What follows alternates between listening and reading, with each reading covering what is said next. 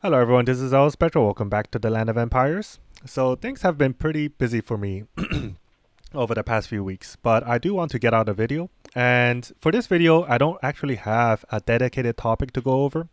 I do have some mini topics I want to discuss, starting out with something I tested a few months ago in the Battle Disorder. So this test was, did this just pop up? You know, one thing I really don't like about this game is that things kind of just pop up after reset. So sometimes there would be events or discounts or this thing, the Crazy Cauldron, exactly what I was referring to, like discounts. They would not pop up like the moment the server resets. They would pop up like after 3 or 4 minutes, or you have to like restart the game to force them to pop up early.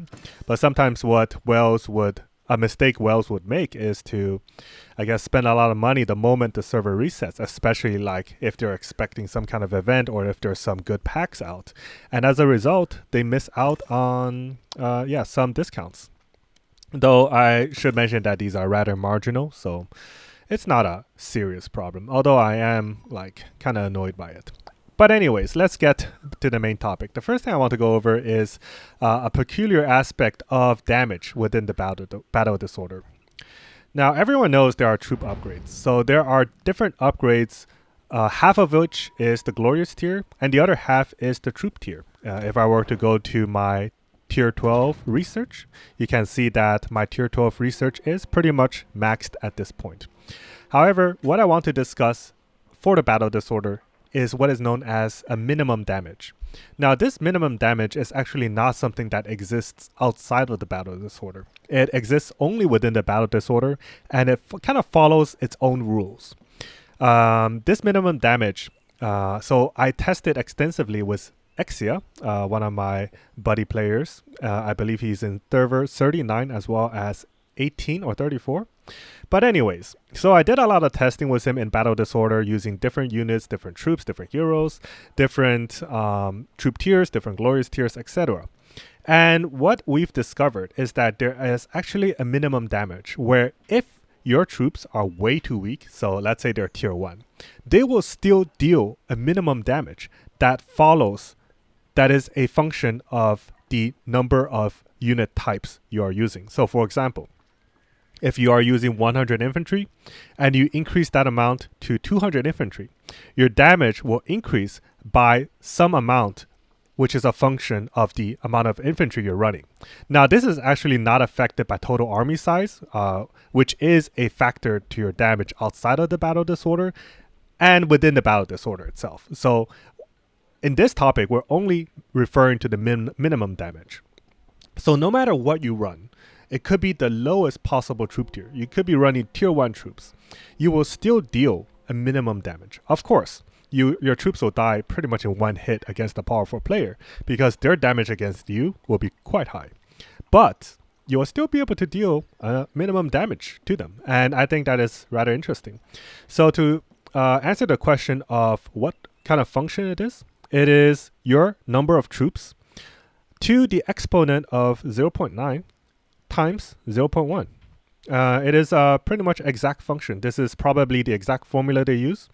You can run, for example, 100,000 infantry, and in their first hit, 100,000 tier 1 infantry, and your first hit will be guaranteed to deal 3,162 damage. Guaranteed. If you run 300,000 troops, 300,000 infantry, you will be guaranteed to deal 8,500 damage. So when it comes to efficiency, fortunately, it does go down as the number of troops increase. So this is probably affected by this exponent here. So it is not quite linear. It does decay as your unit type increases. But that does mean that you can run, say, 100,000 across 3 unit types. So you have your infantry, archer, and cavalry. And you will be able to deal some amount of damage to them. I actually calculated it here. So by running, let's say 300,000 tier 1 troops against your opponent, you will be guaranteed to deal 9,489 damage, whether that's significant or not. But it does have some utility, I guess, in cases where the player may not be running skill 2 and you want to, say, just kill the infantry, for example. You can just bash against him with a bunch of T1s And yeah, eventually his infantry will die to this raw minimum damage, and you will be able to send a stronger team against his cavalry and archer, however many he's running. But this is more relevant towards weaker players. If you are stronger players, probably don't bother with this. It's not really worth it. But if you are a weaker player, the trade efficiency against someone who is not using skill 3 combative is actually quite good. It's actually quite decent. Like if you go to the very first tab here, down below I have information on the training speed across different troop tiers. And we can see that the training time, the raw training time required for tier 1 troops is 0.167 minutes. The time required for tier 12 troops is 3.2. So if we get tier 13 in the future, for example, and the troops may cost, for example, 3.6 or 4 minutes to train, then this strategy will become maybe even more efficient. So yeah, just a little fun fact about the battle disorder. There exists a minimum damage that you can deal to your enemy, and that is a function of your troop number. Period. It is not affected by stats. It is not affected by anything else besides the unit number. So I guess next thing I kind of want to talk about is the Season 9 heroes. As I covered in my previous 2 videos, in my first impressions video, like the first video covering Season 9, I was rather hopeful that Season 9, because their skill descriptions, they looked pretty okay. Like it had self boost, it had skill speed charging boost, it had skills that reduce the enemy charge speed, which is all I think very impactful. But it turned out that they are extremely vulnerable against passive damaging skills. And currently, there are at least 3 different passive damaging skills in the game. We have this skill, which is the second passive skill of the Season 6 infantry hero. It deals 300% damage every 3 seconds until the end of the battle. It exists from the cavalry hero here, which deals 1,400% damage every 15 seconds. And finally, it exists within the archer, her first passive skill, which deals 1,500 damage to the cavalry and archer troops. So what I will do, or what I hope the developers will do, is that they will give the Season 9 archer and cavalry only those 2 heroes. Somewhat of a resistance, like a generalized resistance skill, which is what Leona kind of has. Although the skill description says rage skill, I am pretty sure this refers to all incoming damage. And it reduces it by 80%.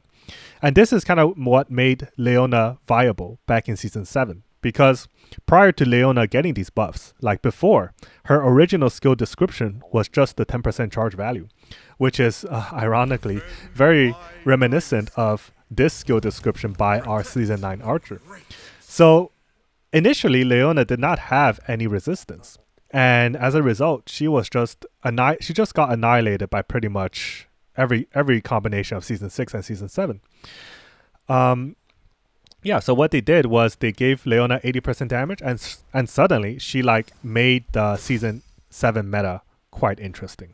So what I'm hoping the developers will do is that at the very minimum, give the archer some resistance, and possibly give the cavalry maybe a little more damage as well as some resistance. Like, we can see that this skill here, it increases the basic damage taken by 90%. But even when the enemy is not running the Season 9 cavalry, meaning that your cavalry is not subjected to this 90% increase in basic damage taken, the Season 9 cavalry just simply dies to the passive damaging skills. So what I'm hoping that they will buff due to the Season 9 cavalry is give him a little bit of resistance and maybe increase his rage skill damage a bit. Not necessarily the percentage, but simply the scaling, I guess. Because his skill really feels like Dorothy's skill. Like, it's really hard to say where Dorothy's damage is coming from. Each time she launches this rage skill, it feels like the skill just tickles your opponent. Like, it doesn't feel like the skill actually deals any damage.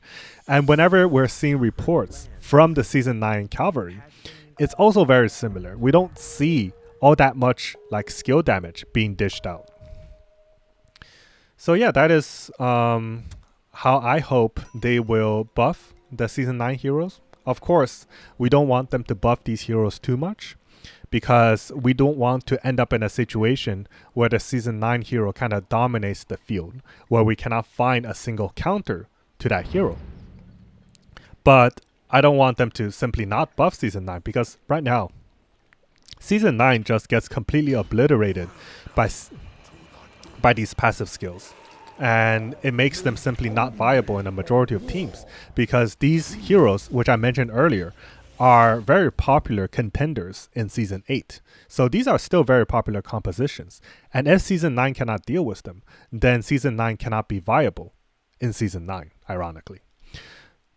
But if the developers do provide them the buffs, I think they will become viable, like Leona was back in Season 7.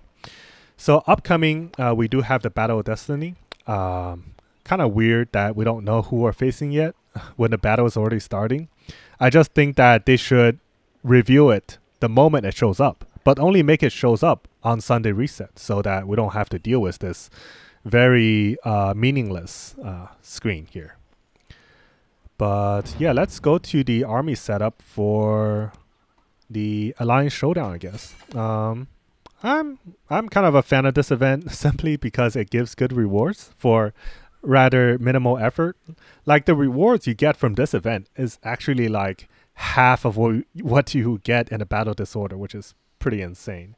But anyways, yeah, the team setups, like right now I'm running the Season 9 Cavalry hero as like a replacement, a better replacement for the Season 6 armament usage. So I believe that the Season 9 Cavalry hero is a better Season 6 Cavalry armor user than, say, Dorothy or Quinn or Chitaurian, whatever he's called. The second team, I'm not too sure. I think this setup is okay. Like, there's most definitely better setups out there. This last team is really just there to maybe handle Season 9. Like, this team can be easily countered. Probably run some variation of Season 8 and Season 7 to counter the first team. I'm pretty sure that would be relatively easy. Probably just run like Season 8 or something. And then that team can probably handle this team. If not, your next two teams can literally be like 666 across both teams. Or maybe like Michael and Leona for the last team, and you'll be able to counter my setup. Something that might be harder to counter would probably be, I don't know. I'll have to think about it, but I probably wouldn't use Arma on this guy. Maybe run something like just Chitaurian here, and then run Arma on Lubu to make it harder to counter. I don't know. I'll have to think about it. But honestly, I'm not a big fan of Season 9 right now. This video is going absolutely nowhere. I will probably have to think of ideas for my next video, but right now, it is what it is. We're all waiting for the next event. Also, I hope this problem, what is it? The ranking problem will be solved in the near future. Cheers to myself for reaching 3 billion. But right now, this is still very subjected to exploits by killing tier 1 troops. So this solo kills leaderboard, unfortunately, it counts all different troop tiers. So if, for example, you are a Russian player who is very knowledgeable in botting, you have, say, 100 farm accounts, you could easily get yourself to like 10 billion kills, move to any server, and live on your pension. This is literally like a pension. Live on your pension for the rest of your game until they, fix the exploit. Which they really need to do very soon, or people will get really mad. Alright, I hope everyone enjoyed this video. Sorry I've been rather busy over the past few weeks, and I do expect to be very busy until probably mid-December.